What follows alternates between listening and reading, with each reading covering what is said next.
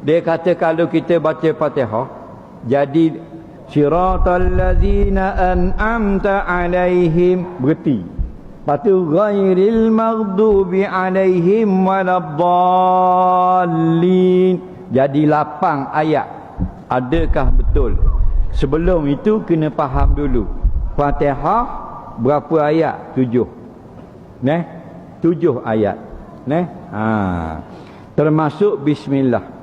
Okey, termasuk bismillah. Dalam kitab Musnad Imam Syafi'i, Bismillahirrahmanirrahim ayatun minal Fatihah.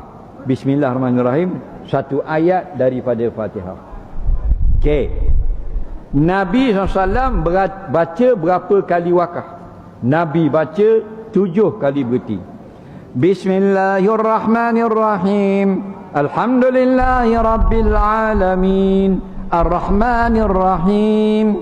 Maliki yaumiddin. Iyyaka na'budu wa iyyaka nasta'in. Ihdinas siratal mustaqim. Siratal ladzina an'amta 'alaihim ghairil maghdubi 'alaihim waladdallin. 7 ayat. Nabi baca 7 ayat, 7 kali wakaf.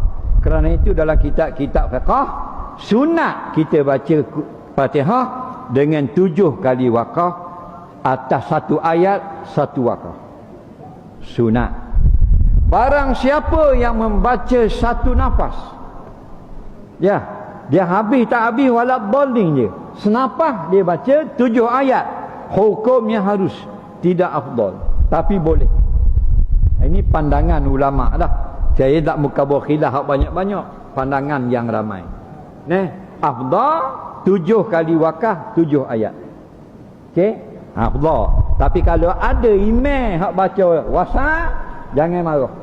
Kerana ulama membolehkan. Kita nak marah-marah orang ni benda mungkar. Faham? Kalau benda bukan mungkar, kau tak marah orang. Baik, balik pada soalan, kalau orang yang sesak nafas, dia tak boleh nak baca ayat yang ketujuh tu senapah. Dia kena berhenti juga. Walaupun tidak ada tempat wakaf, harus. Kenapa? Lid darurah. Contoh, sepatutnya ayat ketujuh, siratal ladzina an'amta 'alaihim ghairil maghdubi 'alaihim waladdallin.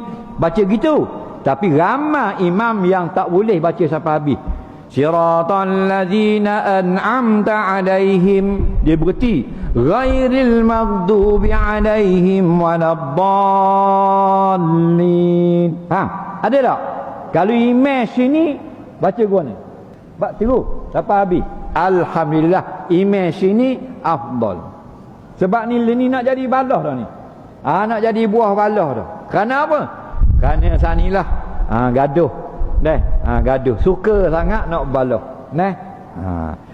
Itu bacaan yang pertama. Siratal ladzina an'amta 'alaihim, berhenti. Bukan wakaf tempat wakaf, wakaf terpaksa. Ghairil maghdubi 'alaihim waladdallin, hukumnya harus. Pendapat yang kedua, bukan situ berhenti dia. Nak berhentinya siratal ladzina an'amta 'alaihim ghairil maghdubi 'alaihim, situ berhenti. Nampak? Ini pendapat yang kedua, ada juga. Faham? Jadi dua-dua ni pandangan ulama. Faham tak lagi? Jadi jangan jadi balah. Bila benda yang luas kita nak jadi sepik, dia akan jadi balah. Siapa yang suka sepikkan benda yang diluaskan, dia ahli bid'ah. Jelas.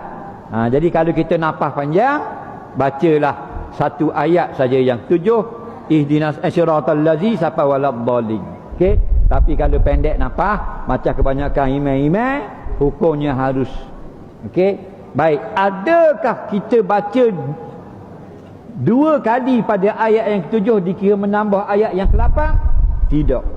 Tidak pernah seorang ulama berkata makna tambah ayat yang ke-8 ialah dengan baca wakaf pada tengahan ayat. Bukan.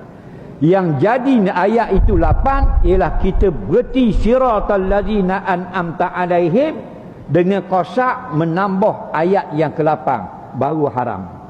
Hati berniat tambah ayat ke-8 baru tak boleh. Okey, sama macam kita ubah doa dalam Quran kata nampak rabbi fili waliwalidayya warhamhuma kama rabbayani saghira. Faham? Kita tambah rabbi fil lana daripada li menjadi lana. Jawab ulama harus. Bila harus? Tidak qasad mengubah ayat Quran. Kalau niat mengubah ayat Quran haram. Kerana ayat Quran ighfirli bukan ighfir lana. Jelas?